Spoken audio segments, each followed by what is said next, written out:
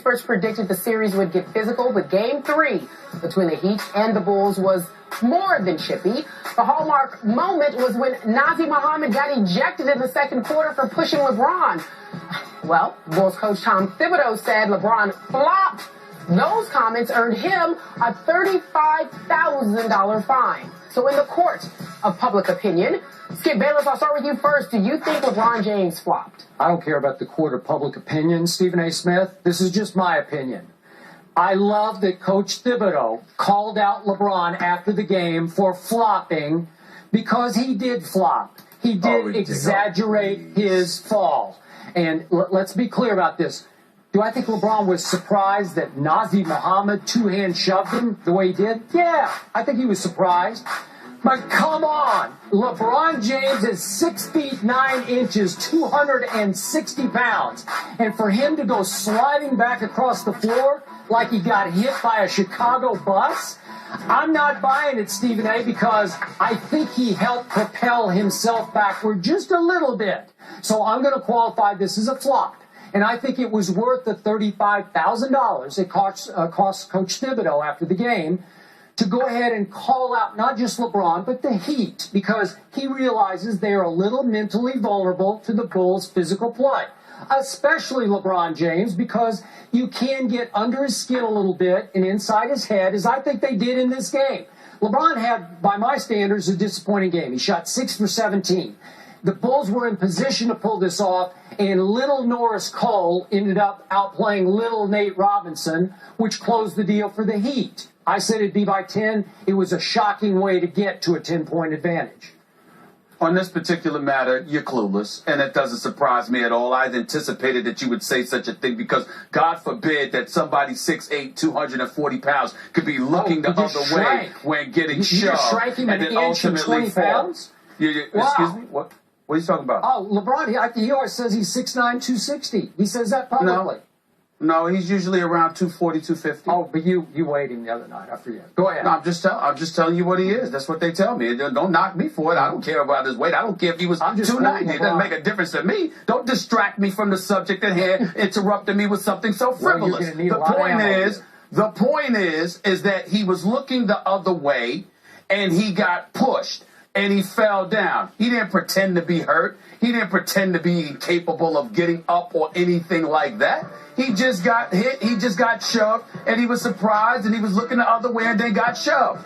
By the way, Nazr's about 6'11", 230. So it's not like he's it's not like he's me, for crying out loud, okay? And that's what I think you need to pay attention to in this regard. Now, bottom line is whether LeBron James fell or not, he was still going to get ejected for shoving LeBron because the league that we live in, that we watch in today's day and age, they're not going for that. So it doesn't make a difference whether LeBron fell on the ground or not. It doesn't negate the fact that Nazr Mohammed was going to get thrown out of the game for shoving it. So the comment by Tom Thibodeau, really, you could sit there and say it was a waste of time, but I understand what he's doing. You're depleted. Derrick Rose is out. Joakim Noah is hurt. Luol Deng is out. Kirk Heinrich is out. And then Nazr Mohammed goes out there and gets himself ejected. That's on him. And if you're Thibodeau, you don't even have a bench outside of Taj Gibson other than Marcus Teague playing for you for 10 minutes. But, Skip, I was there at the game, and I spoke to Nazr Mohammed after the game. You know that I know Nazr Mohammed from his days of playing in Philadelphia. We go back more than 14 years, and I got to tell you, I got to tell you that he's a guy that, you know what, in all seriousness, that's not his character. He's nothing like that. He's a gentle man. He is. He's nothing like that. That's not who he is. So as a result of that, it was uncharacteristic of him. It was stupid of him to do. He acknowledged it. He was incredibly contrite after the game because he knew that they needed. Are you just going to interrupt me while I keep talking? I'm helping you out. You leave out the pertinent details. How do I leave out the pertinent details? Well, he tweeted an apology publicly after the game. We should acknowledge that. Yeah, but the point is, all I'm telling you is that we were in the locker room after the game. Who gives a damn about the tweet if you got an eyewitness account sitting right in front of you on the show telling you that I spoke to him directly? Okay, so the point that I'm trying to make to you is that he was incredibly contrite because he felt that he embarrassed his name, his kid, the organization, and he let him down. So in the end, I can't go with Thibodeau or you in this regard because it's something he should not have done considering how depleted the Bulls were. So you're saying Thibodeau should not have called him out after the game? Should not have called LeBron James out? Yeah. Correct.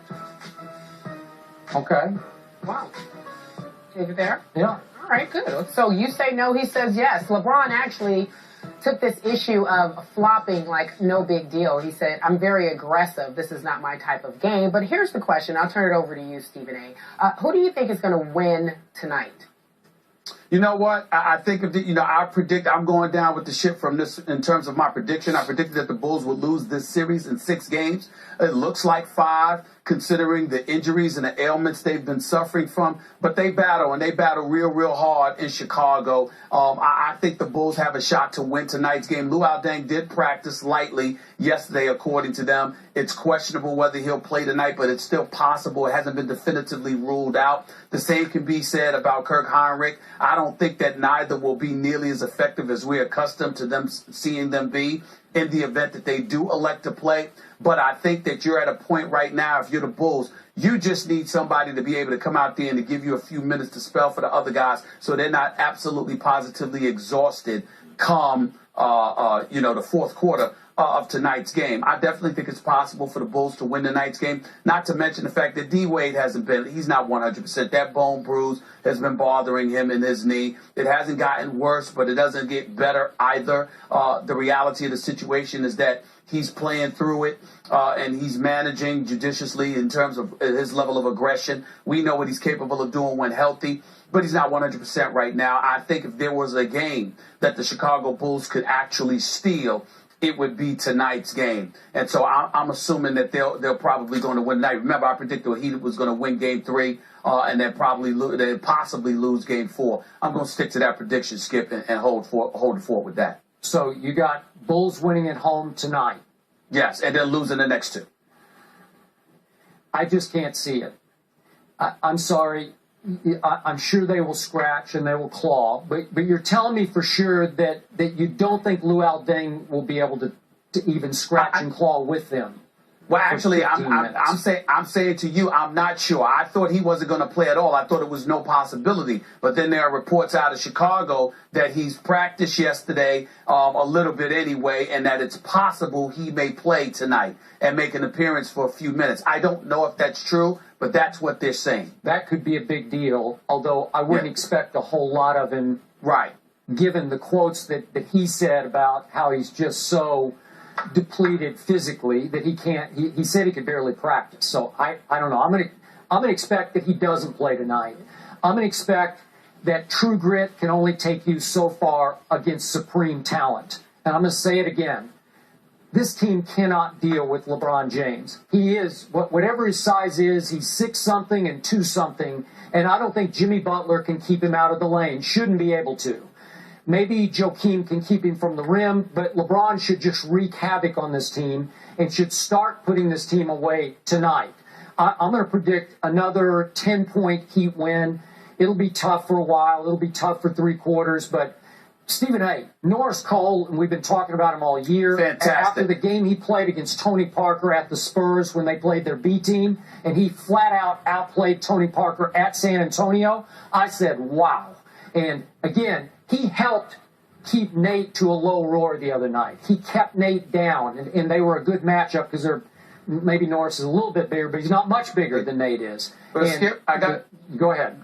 Go ahead. I got to tell you, Skip, this dude has shot 16 of 20 from the field and has hit all 8 of his 3-pointers in this series. I expected him to be quick and somebody that could defend a little bit, a miniature guy like a Nate Robinson. Keep your body in front of him, match his quickness. He brings a different dimension than Mario Chalmers. But never in my wildest dream did I expect to see him shoot from the perimeter the way that he has shot. That's why I have no problem whatsoever with Dwayne Wade attempting just 7 shots in the last game. The way Norris Cole has been playing and the way Chris Bosh has come up big in this series, I just can't say enough, especially Norris Cole. This kid is playing some spectacular basketball right now.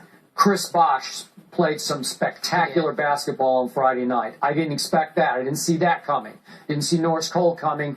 I want to see LeBron coming again tonight. And Stephen A., it should be fairly easy to pull away from this Bulls team, because at some point you just finally give up. You fight and fight, and then you say, we're just not doing enough.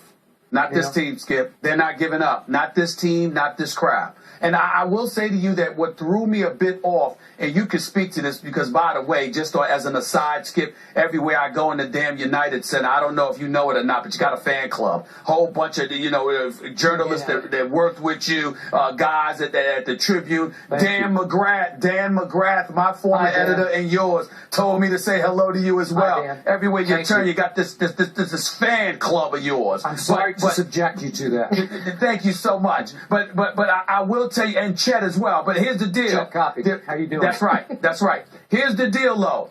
The thing that surprised me is that there were times during the game that Nate Robinson was imploring the crowd to just stand up and cheer. I'm not used to seeing that. Usually the Chicago fans are rabid on their own.